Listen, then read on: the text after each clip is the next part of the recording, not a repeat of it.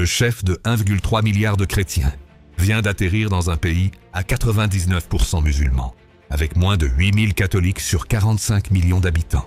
Et il a fait quelque chose que personne n'attendait. Il a refusé de parler français. À Monaco, il avait parlé français. En Algérie, il parle anglais. Pourquoi? C'est exactement ce qu'on va décrypter. Bienvenue sur l'Actu des ailes. Le 13 avril 2026, le pape Léon XIV pose le pied à l'aéroport Ouari Boumedienne d'Alger. C'est l'une de ses toutes premières visites. Sur le continent africain, les militaires algériens sont là. Les ambassadeurs du monde entier sont là. Mais Xavier Driancourt, ancien ambassadeur de France, à Alger, note quelque chose d'important. Il n'y a pas d'ambassadeur de France. La France n'a toujours pas d'ambassadeur en Algérie. Et le pape, lui, a choisi de parler anglais, pas français. Source, analyse de Xavier Driancourt. 13 avril 2026. Ce choix n'est pas anodin. C'est un signal diplomatique précis. Tout ce qui s'éloigne de la France, de l'image de l'ancien colonisateur, est bien perçu en Algérie. Et le pape le sait. Alors posons la vraie question.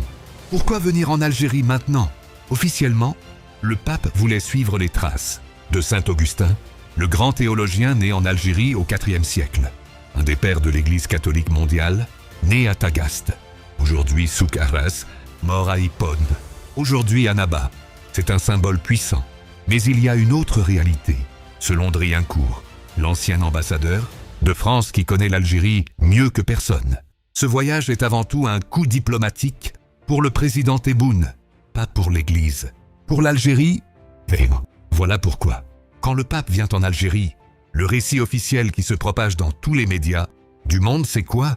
L'Algérie, pays de tolérance. L'Algérie, passerelle entre les religions. L'Algérie, fille de Saint-Augustin. C'est de la communication géopolitique de très haut niveau. Et l'Algérie a parfaitement joué ce coup.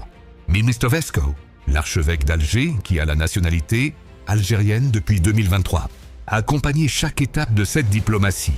Résultat, une légitimation internationale, formidable pour Tebboune. Le monde entier regarde l'Algérie comme un pays ouvert, tolérant, moderne. Tout ça grâce à une visite de 48 heures. C'est un coup de maître diplomatique. Source, analyse Xavier Driancourt, avril 2026. Le pape a retenu la leçon. Il parle anglais. Il se positionne comme un chef d'État universel, pas comme le représentant de la culture française. Et les Algériens perçoivent ça positivement. C'est une diplomatie subtile et efficace. Et ça, en Algérie, ça passe parfaitement. Mais maintenant, derrière tout ce narratif officiel, quelle est la vraie réalité de l'Église en Algérie? Parce qu'il y a ce qu'on montre au monde et ce qu'on ne montre pas. Et la différence est brutale. Première réalité. Il y a environ 8000 catholiques en Algérie, sur une population de 45 millions d'habitants. Pas 8 millions. Pas 800. Source, analyse Xavier Driancourt, avril 2026. 2 ou 3 églises officielles à Alger, destinées essentiellement aux expatriés. Et dans le reste du pays, Sétif, Annaba, Constantine, Sidi Bel Abbès, les églises sont fermées, surveillées, limitées. Driancourt les appelle les églises des catacombes.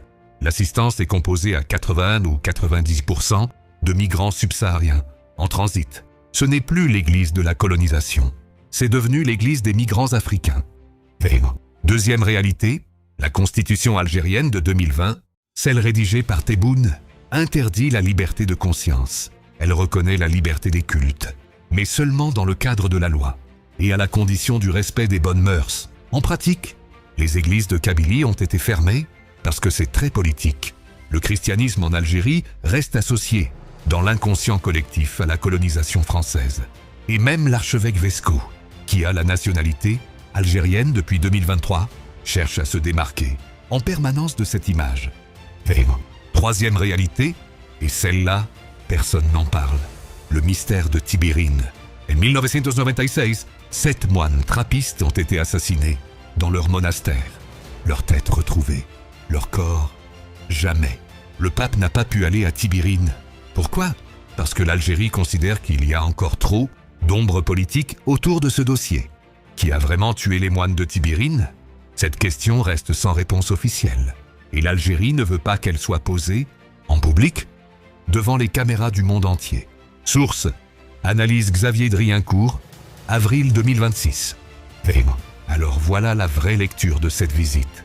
Pour l'image mondiale de l'Algérie, c'est un coup diplomatique parfait. Tebboune reçoit une légitimation internationale formidable. Mais pour les 8000 catholiques d'Algérie, la situation réelle ne change pas. Les églises restent surveillées, Tibirine reste sans vérité. Et la Constitution interdit toujours la liberté de conscience, le narratif et la réalité. 2 Algéries en même temps. Votre avis en commentaire. Vous pensez que cette visite va changer quelque chose pour les chrétiens d'Algérie, ou c'est uniquement un coup diplomatique pour l'image? Un like, un partage. Abonnez-vous à l'Actu DZ.